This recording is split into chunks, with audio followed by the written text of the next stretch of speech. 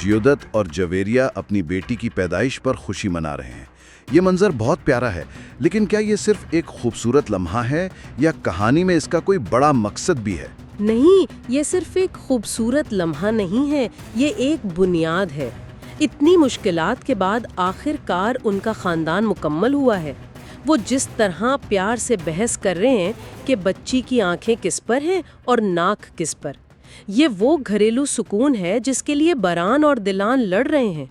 ये हमें याद दिलाता है कि दांव पर क्या लगा हुआ है। सही कहा। ये सिर्फ उनकी अपनी जिंदगियां नहीं, बल्कि पूरे खानदान का मुस्तकबिल है। और जहाँ एक खानदान में इजाफा हो रहा है, वहीं एक नया रिश्ता भी बन रहा है।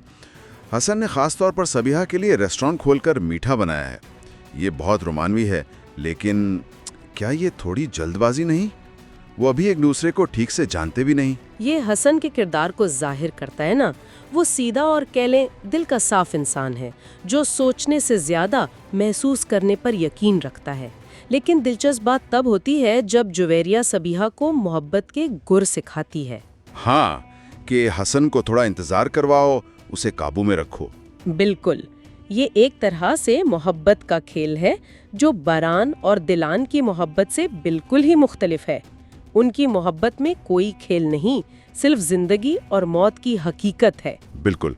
और जहाँ ये मोहब्बत की छोटी मोटी खेलें चल रही हैं, वहीं कराबे हवेली पर एक हकीकी क़यामत टूट पड़ी है।